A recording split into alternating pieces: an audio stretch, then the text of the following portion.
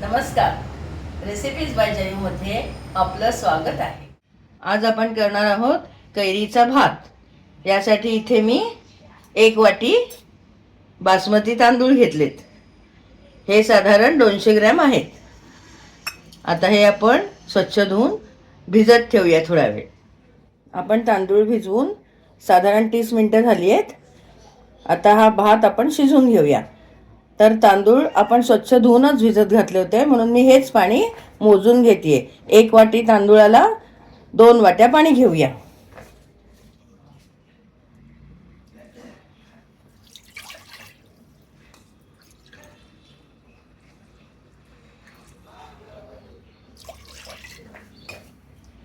इथे 2 वाट्या पाणी मी आधी घातलं होतं कुकरमध्ये आणि तांदूळात उरलेलं पाणी निथळून घेतलंय।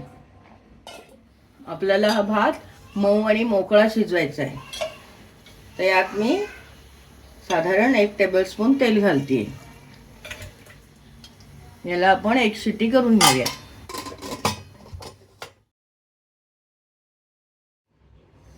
आता आपला कुकर जो मुरलाय, तर आपण हा भात जरा काढून घेऊया। वा, बासमतीचा छान वास येतोय। आपल्याला हा भात चांगला थंड झालेला हवा आहे, मोकळा आणि थंड। यासाठी जी कैरी घ्यायची ती थोडी कमी आंबट घ्यायची। मी इथे तोतापुरी कैरी घेतली आहे आणि आपल्याला लागेल त्याप्रमाणे आपण किस घालायचं आहे। मी आता ही सालं काढून किसून घेते। कैरी सोलून झाली आहे, आता किसून घेते। खूप जाड किसणीने किसू नये, साधारण मध्यम किसणीने किसावं। असा कोईचा भाग काढून टाकावा। इथे मी कढई तापत ठेवली आहे आणि यात 3 टेबलस्पून तेल घातलंय। 1 टेबलस्पून तेल आपण भात शिजताना घातलं होतं। मोहरी घालते अर्धा ते पाऊण चमचा।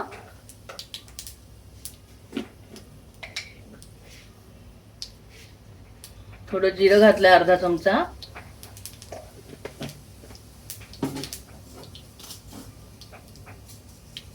दोन लाल सुक्या मिरच्या, थोडासा हिंग, इथे 1 चमचा चणा डाळ आणि 1 चमचा उडदाची डाळ घालते। आपण ज्या वाटीने तांदूळ घेतले त्या वाटीने पाव वाटी शेंगदाणे घेतले। साधारण 2 डहाळ्या कढीपत्ता।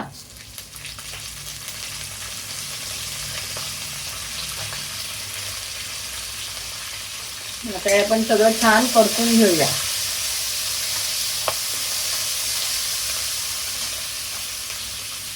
आणि मी इथे 5-7 लसणीच्या पाकळ्या साधारण अर्धवट कुटून घेतल्या।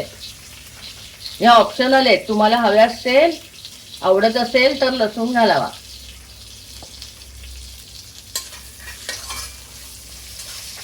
गॅस आपला बारीकच आहे। इथे 2 हिरव्या मिरच्या घेतल्या, त्याच्यामधून सुरीने छेद दिलाय। आपण सगळं थोडं थोडं घालतोय, कारण आपल्या भाताच्या मानाने आपल्याला तिखट करायचंय, किंवा आपल्या आवडीप्रमाणे तिखट घालावं। छान सुगंध येतोय ना हळूहळू, एकदम मस्त वास येतोय फोडणीचा। हे शेंगदाणे छान खरपूस होईपर्यंत आपल्याला हे परतून घ्यायचंय सगळं। आता यात मी पाव चमचा हळद घालतीये आणि अर्धा टीस्पून काश्मीरी तिखट घालतीये, फक्त रंग छान येण्यासाठी। तुम्हाला जर पिवळाच रंग आवडत असेल तर तुम्ही नाही घातलं तिखट तरी चालेल। आता ज्या वाटीने आपण तांदूळ घेतले त्याच वाटीने अर्धी वाटी किस घेतलाय।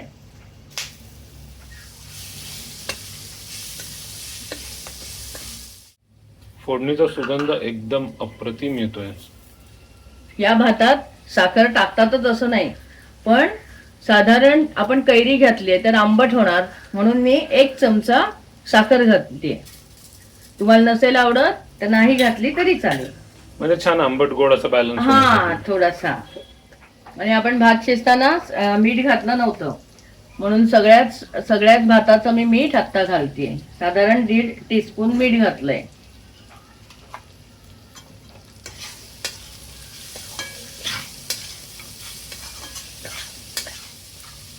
आता आपण हा भात घालूया. हा छान थंड झालाय आता. हे बघ किती छान दिसतोय ना. मस्त दिसतोय आणि मस्त असा मोकळा दिसतोय. छान. हो, असाच झाला पाहिजे. तुम्ही आपला नेहमीचा तांदूळ जो तुम्ही स्वयंपाकासाठी वापरता तो घेतलात तरी चालेल. फक्त तो असा मऊ आणि मोकळा शिजवून घ्या.